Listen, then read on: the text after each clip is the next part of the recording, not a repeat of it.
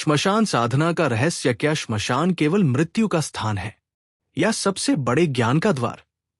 क्या आपने कभी सोचा है कि जिस स्थान से पूरी दुनिया डरती है, उसी स्थान को भारत के कुछ महान योगियों, अघोरियों और तपस्वियों ने अपनी साधना के लिए क्यों चुना? ऐसा कौन सा रहस्य है जो श्मशान की राख, जलती चिताओं और गहरे मौन के बीच छिपा हुआ है? क्या वास्तव में वहां कोई अदृश्य शक्ति होती है या फिर श्मशान केवल हमारे अपने भय का आईना है? और यदि भगवान शिव स्वयं श्मशानवासी कहलाते हैं तो इसका वास्तविक अर्थ क्या है? नमस्कार, मैं हूं आचार्य ओम त्रिवेदी और आप सुन रहे हैं ओम एस्ट्रो यूनिवर्स पॉडकास्ट, जहां हर रहस्य ज्ञान का एक नया द्वार खोलता है। आज का विषय केवल रहस्य नहीं, बल्कि जीवन, मृत्यु और आत्मचिंतन के सबसे गहरे प्रश्नों से जुड़ा है। जब भी हम श्मशान शब्द सुनते हैं तो मन में भय, अंधकार और मृत्यु की छवि उभर आती है। लेकिन भारतीय दर्शन में श्मशान को केवल अंत का स्थान नहीं माना गया। अनेक परंपराओं में ये वैराग्य, अनित्यता और आत्मबोध का प्रतीक माना गया है। प्राचीन साधकों का मानना था कि श्मशान वह स्थान है जहां मनुष्य पहली बार अपने अहंकार से सामना करता है। वहां राजाओं और भिखारियों का भेद समाप्त हो जाता है। धन, पद, प्रसिद्धि और अभिमान, सब कुछ वहीं छोड़ दिया जाता है। बचता है केवल एक प्रश्न, मैं वास्तव में कौन हूं? इसी कारण अनेक योगियों ने श्मशान को भय का नहीं, बल्कि सत्य का विद्यालय कहा। उनके अनुसार जो व्यक्ति मृत्यु की अनिवार्यता को समझ लेता है, वो जीवन का वास्तविक मूल्य भी समझने लगता है। भगवान शिव को श्मशानवासी कहा जाता है। कई लोग इसे केवल एक रहस्यमयी कथा समझते हैं, लेकिन दार्शनिक दृष्टि से इसका अर्थ अत्यंत गहरा है। शिव उस चेतना के प्रतीक है जो जीवन और मृत्यु दोनों को समान दृष्टि से देखती है। जहां संसार समाप्ति देखता है, वहां शिव परिवर्तन देखते हैं। जहां मनुष्य भय देखता है, वहां शिव मुक्ति का मार्ग देखते हैं। यही कारण है कि श्मशान भारतीय आध्यात्मिक परंपराओं में केवल एक स्थान नहीं, बल्कि एक प्रतीक बन गया उस सत्य का जिससे कोई भी बच नहीं सकता। पहली कथा, रात का यात्री।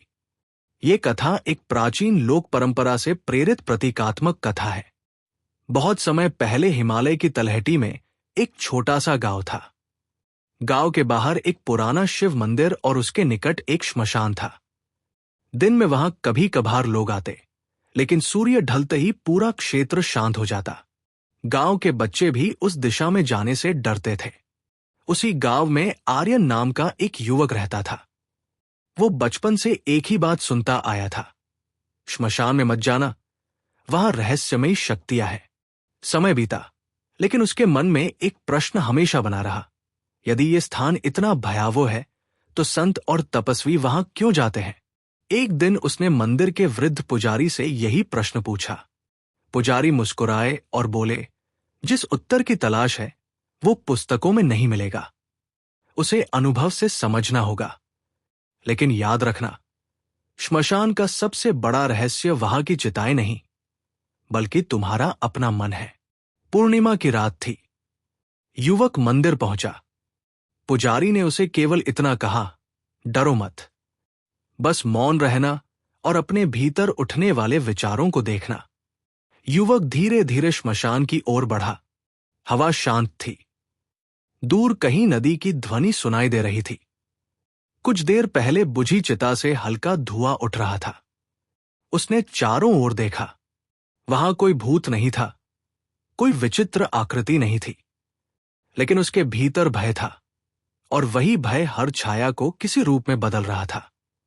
कुछ समय बाद उसे लगा जैसे उसके मन में वर्षों से जमा प्रश्न एकाएक कर सामने आ रहे हों। यदि आज मेरा अंतिम दिन हो तो क्या मैं संतुष्ट हूं? क्या मैंने जीवन केवल दौड़ में बिताया? क्या मैं उन लोगों से प्रेम कर पाया जिन्हें मैं अपना कहता हूं? क्या मेरे भीतर का अहंकार ही मेरी सबसे बड़ी कैद है? जब वो वापस लौटा तो उसके चेहरे पर भय नहीं था। पुजारी ने पूछा, क्या देखा? युवक ने उत्तर दिया, मैं किसी अदृश्य शक्ति से नहीं मिला, लेकिन पहली बार अपने आप से अवश्य मिला। पुजारी मुस्कुराए और बोले, यही श्मशान का पहला रहस्य है। यही कारण है कि अनेक प्राचीन साधकों ने कहा कि श्मशान का सबसे बड़ा संदेश मृत्यु नहीं बल्कि जागरण है। वहां मनुष्य को यह अनुभव होता है कि जीवन सीमित है, इसलिए उसे अर्थपूर्ण बनाना ही सबसे बड़ी साधना है। लेकिन क्या यही पूरा रहस्य है? क्या केवल वैराग्य के कारण ही श्मशान का महत्व माना गया, या फिर भगवान शिव, महाकाल और काल भैरव की परंपराओं में इसके पीछे और भी गहरे प्रतीक छिपे हैं?